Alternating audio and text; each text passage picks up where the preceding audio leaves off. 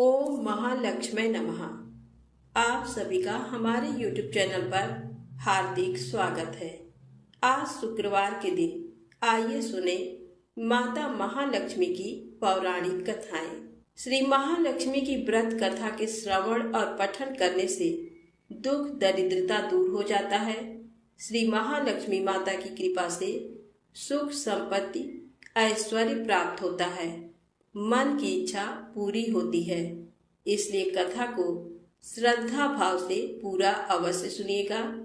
एक बार प्रेम से बोले माता महालक्ष्मी की जय हो। सौराष्ट्र में भद्रश्रवा नाम के राजा थे।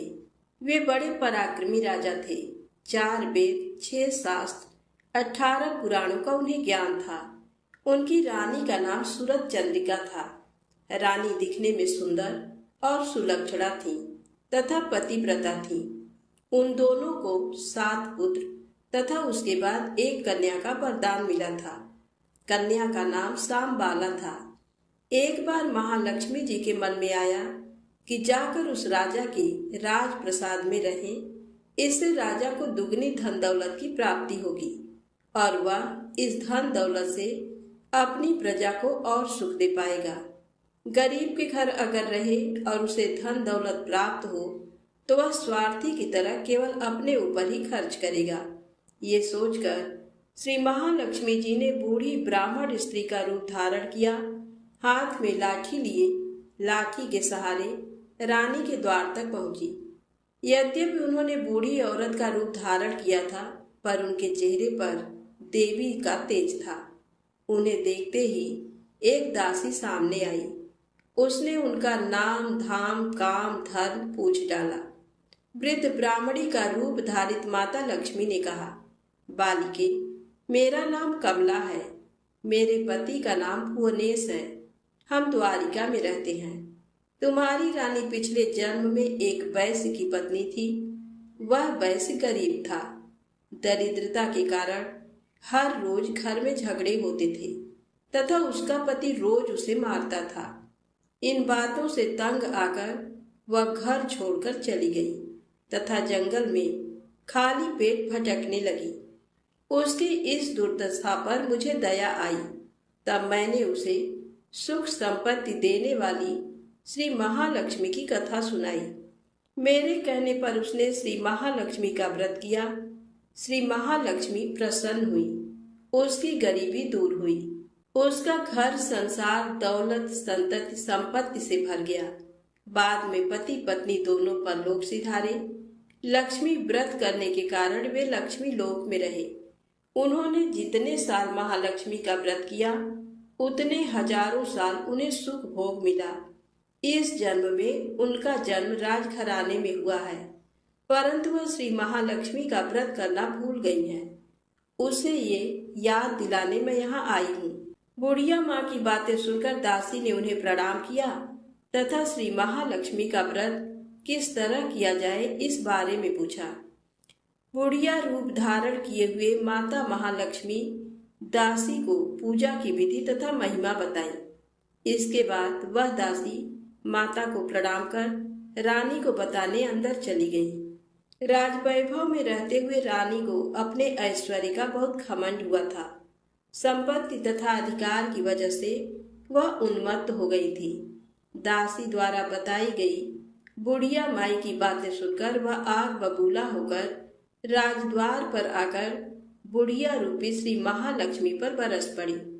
उसे यह मालूम ही नहीं था कि श्री महालक्ष्मी माता बुढ़िया का रूप धारण किए द्वार तक आई है, परंतु रानी का इस कदर रूखा बर्ताव तथा अपना अनादर देखकर माता ने वहां ठहरना ठीक न समझा। वे वहां से चल पड़ी। राह में उन्हें राजकुमारी सांबाला मिली। उन्होंने सांबाला को सारी बात बताई। सांबाला ने अपनी ओर से श्री महालक्ष्मी माता से क्षमा मांगी। माता को उस पर दया आई। उन्होंने सांबाला को श्री महालक्ष्मी व्रत के बारे में बताया। सांबाला ने परम श्रद्धा से श्री महालक्ष्मी का व्रत रखा। फल स्वरूप राजा सिद्धेश्वर के सुपुत्र मालाधर से उसका विवाह हुआ। वह धन दौलत ऐश्वर्य वैभव से माला माल हो गई।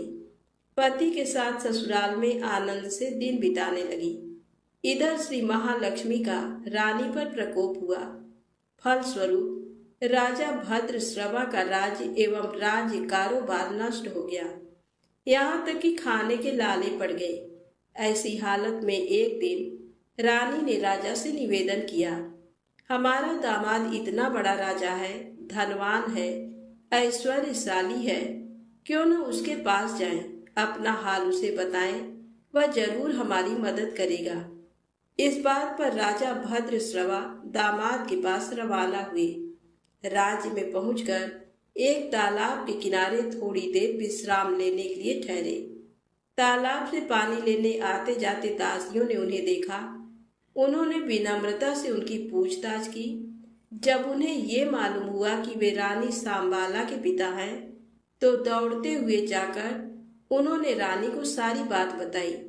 रानी ने दासी के हाथ राज परिधान भेजकर बड़े ठाट से उनका स्वागत तथा आदर सत्कार किया, खान पान करवाया। जब वे लौटने लगे तो सोने की मोहरों से भरा घड़ा दिया। राजा भद्रश्रवा जब वापस लौटे तो उन्हें देखकर रानी सूरत चंद्रिका खुश हुई।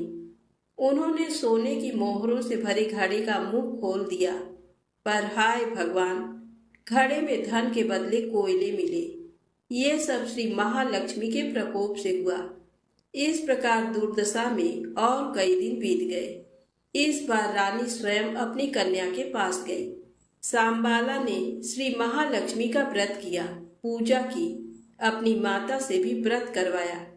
इसके बाद रानी अपने घर आई। श्री महालक्ष्मी का व्रत रखने पर उसे फिर से अपना राजपाट, धन दौलत, ऐश्वर्य प्राप्त हुआ। वह फिर से सुख, शांति, आनंदमय जीवन बिताने लगी। कुछ दिनों बाद राजकन्या सांबाला अपने पिता के घर आई।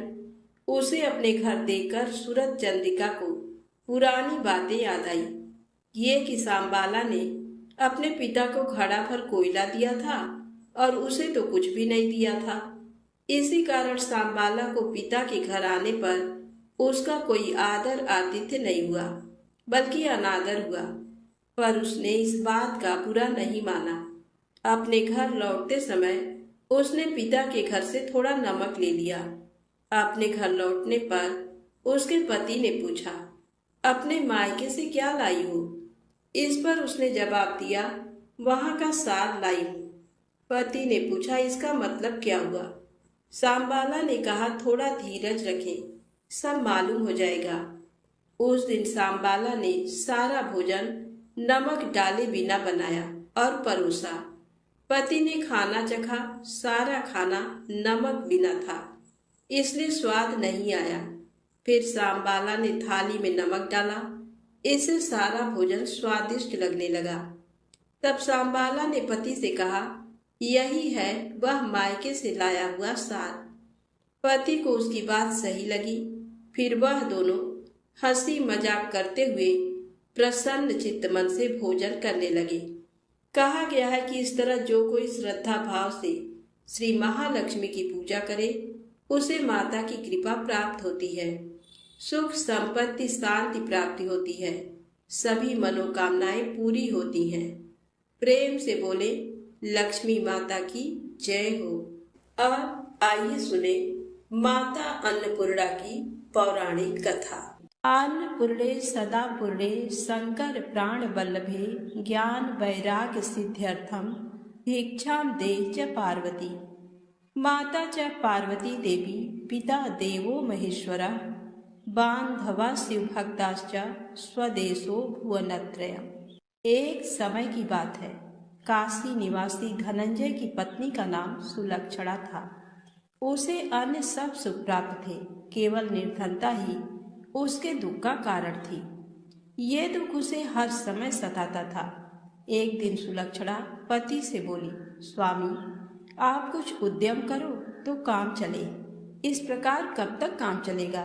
सुलक्षणा की बात धनंजय के मन में बैठ गई और वह उसी दिन विश्वनाथ शंकर जी को प्रसन्न करने के लिए बैठ गया और कहने लगा, हे देवादिदेव विश्वेश्वर, मुझे पूजा पाठ कुछ आता नहीं है, केवल तुम्हारे भरोसे बैठा हूँ। इतनी विनती करके वह 2-3 दिन भूखा प्यासा बैठा रहा। ये देखकर भगवान शंकर ने उसके कान में अन्नपूर्णा अन्नपूर्णा अन्नपूर्णा इस प्रकार 3 बार कहा।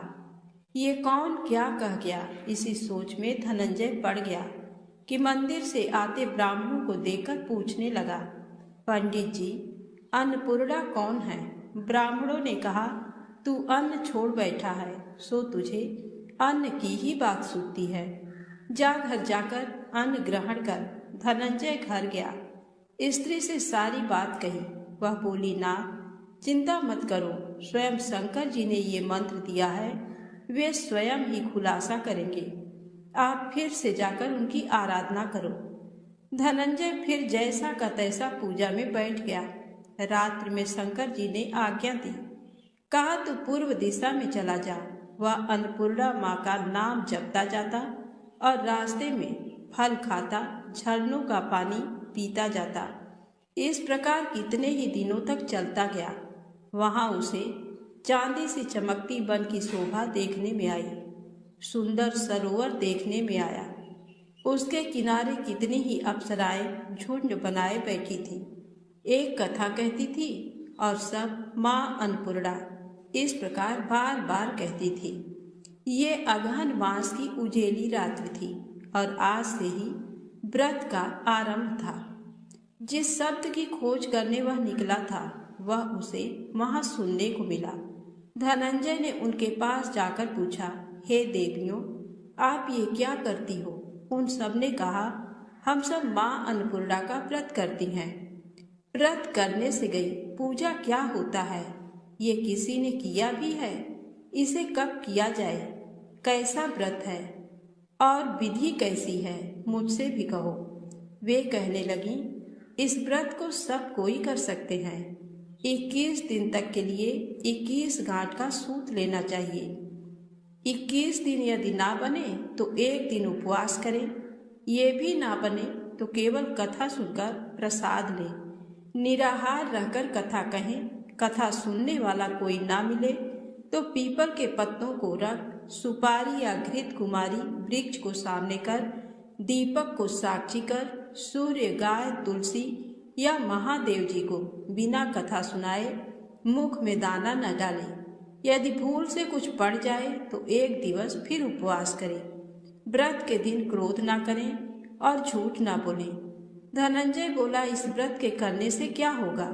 वे कहने लगी, इसके करने से अंधों को नेत्र मिले, लूलों को हाथ मिले, निर्धन के घर धन आए, बाझल को संतान मिले, मूर्ख को विद्या आए। जो जिस कामना से व्रत करे, माँ उसकी इच्छा पूरी करती है।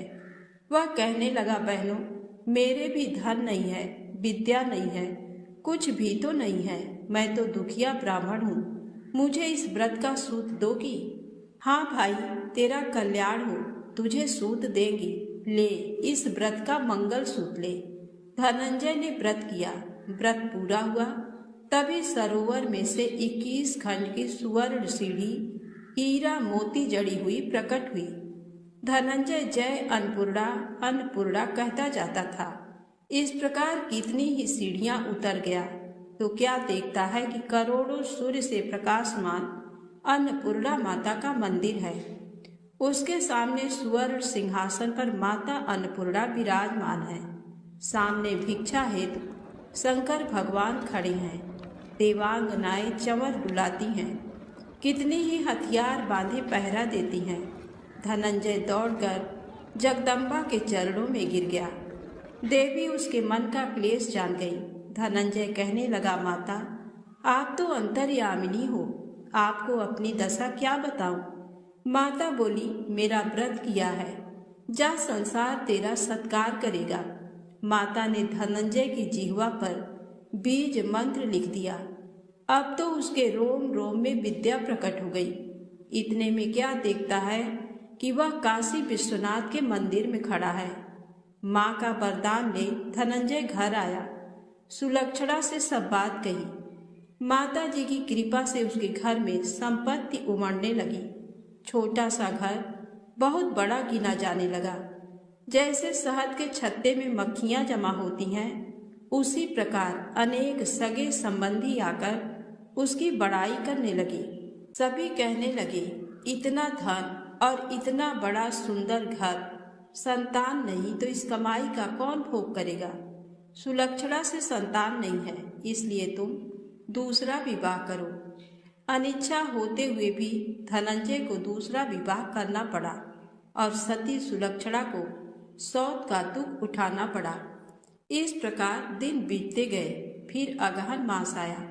नए बंधन से बंधे पति से सुलक्षणा ने कहलाया कि हम व्रत के प्रभाव से सुखी हुए हैं, इस कारण ये व्रत छोड़ना नहीं चाहिए। ये माता जी का प्रताप है जो हम इतने संपन्न और सुखी हैं। सुलक्षणा की बात सुन धनंजय उसके यहाँ आया और व्रत में बैठ गया। नई बहू को इस व्रत की खबर नहीं थी। वह धनंजय के आने की राह देख रही थी। दिन बीतते गए और व्रत पूर्ण होने में 3 दिवस बाकी थे कि नई बहू को खबर पड़ी। उसके मन में ईर्ष्या की ज्वाला दहक रही थी। सुलक्षणा के घर आ पहुंची और उसने वहां भगदड़ मचा दी। वह धनंजय को अपने साथ ले गई। नए घर में धनंजय को थोड़ी देर के लिए निद्रा ने आ दबाया। इसी समय नई बहू ने उसका व्रत का सूत तोड़कर आग में फेंक दिया। अब तो माता जी का कोप जाग गया। घर में अकस्मात आग लग गई। सब कुछ जलकर खाक हो गया। सुलक्षणा जान गई और पति को फिर अपने घर ले आई। नई बहू रूठकर पिता के घर जा बैठी। पति को परमेश्वर मानने वाली सुलक्षणा बोली, नाथ घबराना नहीं, माता जी की कृपा अलौकिक है। पुत्र कुपुत्र हो जाता है पर माता कुमाता नहीं होती। अब आप श्रद्धा और भक्ति से आराधना शुरू करो, वे जरूर हमारा कल्याण करेंगी। धनंजय फिर माता के पीछे पड़ गया। फिर वही सरोवर सीढ़ी प्रकट हुई। उसमें माँ अन्नपूर्णा कहकर वह उतर गया। वहां जा माता जी के चरणों में रुदन करने लगा। माता प्रसन्न हो बोली, ये मेरी स्वर्ण की मूर्ति ले, उसकी पूजा करना, तू फिर से सुखी हो जाएगा। जा, तुझे मेरा आशीर्वाद है। तेरी स्त्री सुलक्षणा ने श्रद्धा से मेरा व्रत किया है, उसे मैंने पुत्र दिया है। धनंजय ने आंखें खोली तो खुद को काशी विश्वनाथ के मंदिर में खड़ा पाया। वहां से फिर उसी प्रकार घर को आया। इधर सुलक्षणा के दिन चढ़े और महीने पूरे होते ही पुत्र का जन्म हुआ। गांव में आश्चर्य की लहर दौड़ गई। मानता आने लगा। इस प्रकार उसी गांव के निसंतान सेठ के पुत्र होने पर उसने माता अन्नपूर्णा का मंदिर बनवा दिया। उसमें माता जी धूमधाम से पधारी, यज्ञ किया और धनंजय को मंदिर के आचार्य का पद दे दिया। जीविका के लिए मंदिर की दक्षिणा और रहने के लिए बड़ा सुंदर सा भवन दिया। धनंजय स्त्री पुत्र सहित वहां रहने लगा। माता जी की चढ़ावे में भरपूर आमदनी होने लगी। उधर नई बहू के पिता के घर डाका पड़ा, सब लुट गया। वे भीख मांगकर पेट भरने लगे। सुलक्षणा ने ये सुना तो उन्हें बुला भेजा, अलग घर में रख लिया और उनके अन्न वस्त्र का प्रबंध कर दिया। धनंजय, सुलक्षणा और उसका पुत्र माता जी की कृपा से आनंद से रहने लगे। माता जी ने जैसे इनके भंडार भरे वैसे सबके भंडार भरे। तो प्रेम से बोले, अन्नपूर्णा माता की जय हो। आइए बड़ी ही श्रद्धा भाव से सुनते हैं माता लक्ष्मी की अगली पौराणिक कथा। एक दिन लक्ष्मी जी की बड़ी बहन ज्येष्ठा ने उनसे कहा, बहुत दिनों से एक बात मेरे मस्तिष्क में कौंध रही है, सोचती हूँ कि तुमसे पूछूं या नहीं। लक्ष्मी जी ने मुस्कुरा कर कहा, ऐसी क्या बात है बहन, मन में जो कुछ भी है निसंकोच पूछो। वैसे भी कोई बात मन में न रखकर उसका समाधान कर लेना ही बुद्धिमानी है। तब अलक्ष्मी ने कहा, मैं अक्सर यही सोचती रहती हूँ कि सुंदरता में हम दोनों बराबर हैं, फिर भी लोग तुम्हारा आदर करते हैं और मैं जहाँ भी जाती हूँ वहाँ उदासी छा जाती है। मुझे लोगों की घृणा और क्रोध का शिकार होना पड़ता है, जबकि हम दोनों सगी बहनें हैं। ऐसा क्यों? तब लक्ष्मी जी ने हंसकर कहा, सगी बहन या समान सुंदरता होने से ही आदर नहीं मिलता। उसके लिए अपने को भी कुछ करना चाहिए। लोग मेरा आदर इसलिए करते हैं क्योंकि मैं उनके घर पहुंचते ही सुख के साधन जुटा देती हूँ। संपत्ति और वैभव से आनंदित होकर लोग मेरा उपकार मानते हैं, तभी मेरी पूजा करते हैं। उधर तुम्हारा ये हाल है कि जिसके यहाँ भी तुम जाती हो, उसको गरीबी, रोग और आपदा सहनी पड़ती है। इसी वजह से लोग तुमसे घृणा करते हैं। कोई आदर नहीं करता। आदर पाना है तो दूसरों को सुख पहुंचाओ। ज्येष्ठा को लक्ष्मी जी की बात चुभ गई। उन्हें लगा कि लक्ष्मी को अपनी महिमा का अभिमान हो गया है। उन्होंने तड़प कर कहा, लक्ष्मी, तुम मुझसे हर बात में छोटी हो, अवस्था में भी और प्रभाव में भी। मुझे उपदेश देने का भी विचार न करो। अगर तुम्हें अपने वैभव का अहंकार है तो मेरे पास भी अपना एक प्रभाव है। मैं जब अपनी पर आ जाऊं तो तुम्हारे करोड़पति भक्त को भी पल भर में भिखारी बना दूं। इतना सुनकर लक्ष्मी जी को हंसी आ गई और कहने लगी, बहन, तुम बड़ी हो इसलिए कुछ भी कह लो, लेकिन जहां तक प्रभाव की बात है, मैं तुमसे कम नहीं हूँ। जिसको तुम भिखारी बनाओगी उसे मैं दूसरे दिन रंक से फिर राजा बना दूंगी। मेरी महिमा का अभी तुम्हें पता ही कहाँ है। अलक्ष्मी ने कहा, और तुम्हें भी मेरी महिमा का पता ही नहीं है। जिसकी तुम सहायता करोगी उसे मैं दाने दाने के लिए भी मोहताज कर दूंगी। लक्ष्मी जी ने कहा, देखो बहन, दाने दाने के लिए तुम उसे मोहताज कर सकती हो जिससे मैं रूठ जाऊं, जिसके सिर पर मेरा वरद हस्त ना हो, उसका तुम कुछ भी बिगाड़ सकती हो। परंतु जिस पर मेरी कृपा दृष्टि है, उसका कोई भी बाल तक बांका नहीं कर सकता। अगर तुम अपना प्रभाव दिखाने को इतनी ही उतावली हो रही हो तो कल अपना प्रभाव दिखाकर देख लेना। अलक्ष्मी बोली, ठीक है, बोलो कहाँ चलें? तब माता लक्ष्मी ने कहा, दूर क्यों जाएं? पास ही के गांव में एक ब्राह्मण रहता है, उसका नाम है दीनानाथ। वह हर रोज मंदिर में पूजा करने जाता है और मेरा पक्का भक्त है। उसी पर हमें अपनी अपनी महिमा दिखानी है। ज्येष्ठा को ताव आ गया। उन्होंने हाथ झटक कर कहा, ठीक है ठीक है, देख लेना, कल तुम्हारा सिर ही झुक जाएगा। कहकर वह एक ओर चली गईं। लक्ष्मी जी वहीं खड़ी बहन के क्रोध और अहंकार पर मुस्कुराती रहीं। दूसरे दिन दोनों बहनें गांव के विष्णु मंदिर में पहुंची।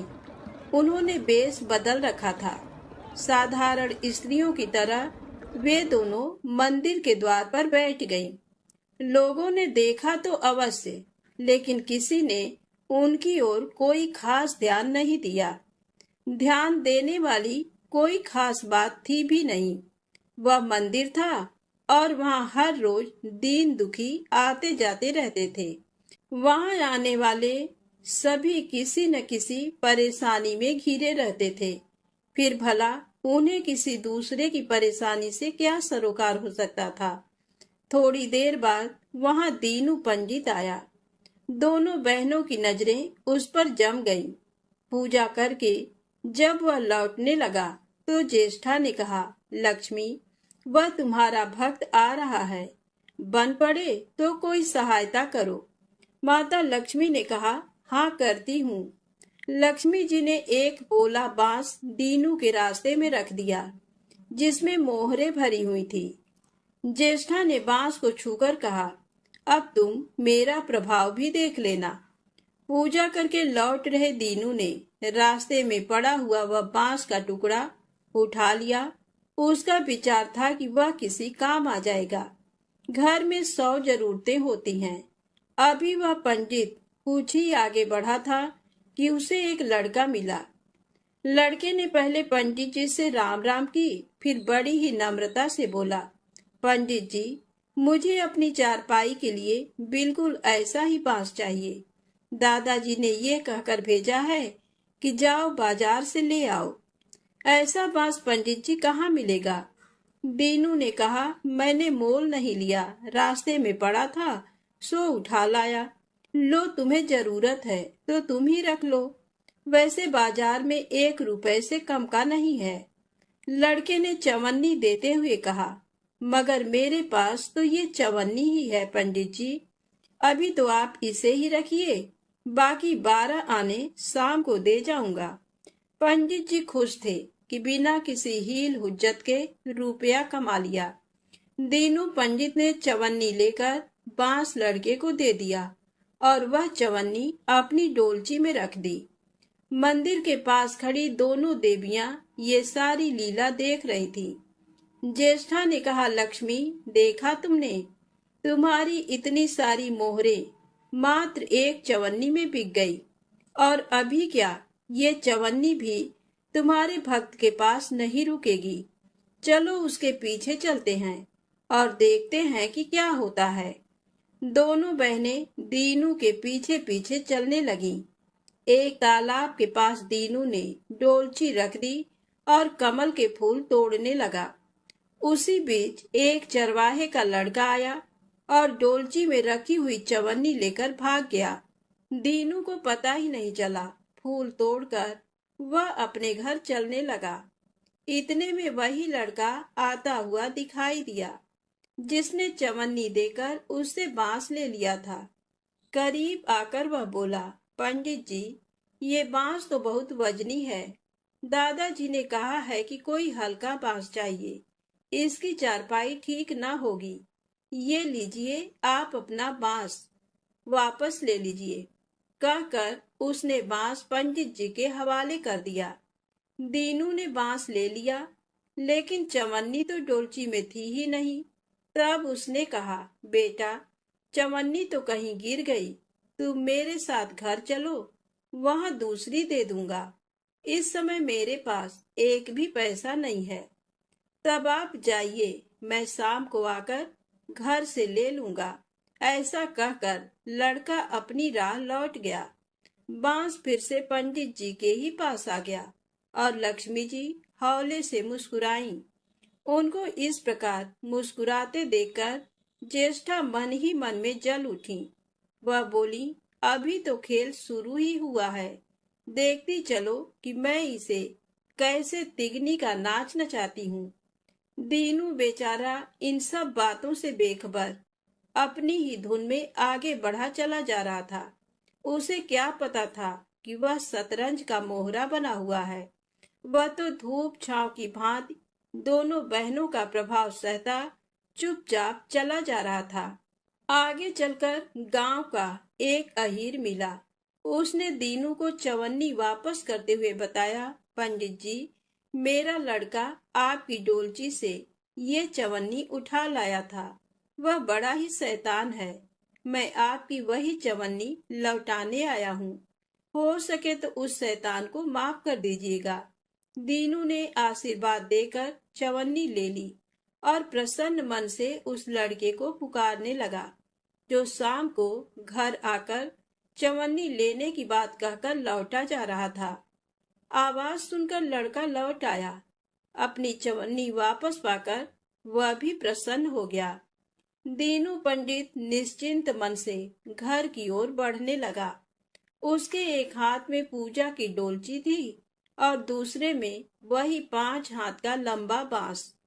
राह चलते दीनू पंडित सोच रहा था, बांस तो काफी वजनी है तो मजबूत भी होगा, क्योंकि ठोस है।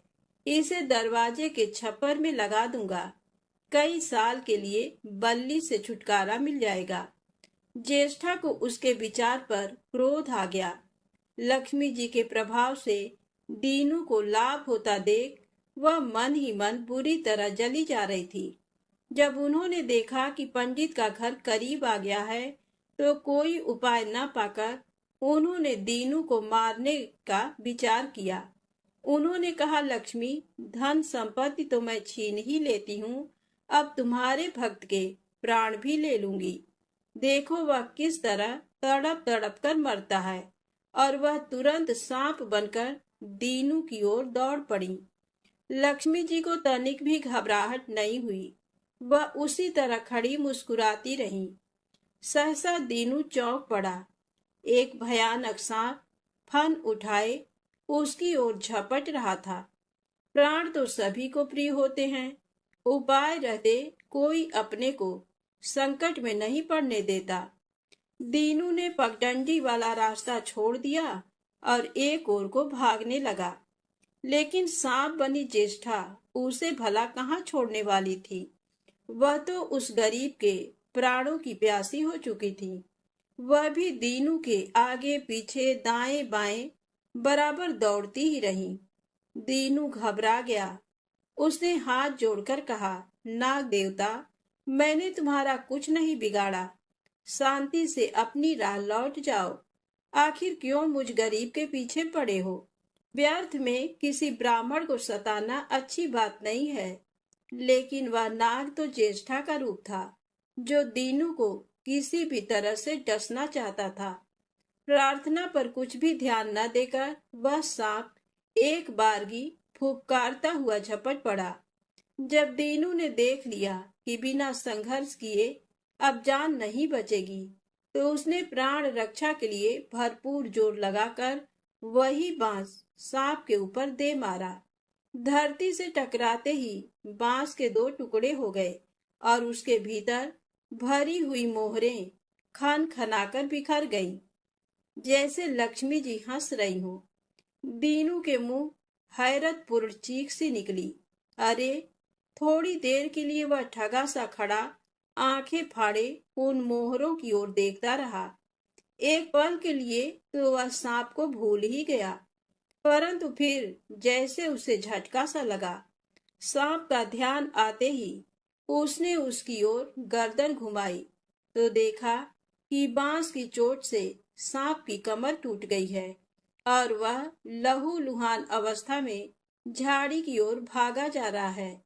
दूसरे क्षण वह मोहरों पर लौट गया और कहने लगा, तेरी जय हो लक्ष्मी माता। जीवन भर का दारिद्र्य आज दूर हो गया। तेरी महिमा कौन जान सकता है।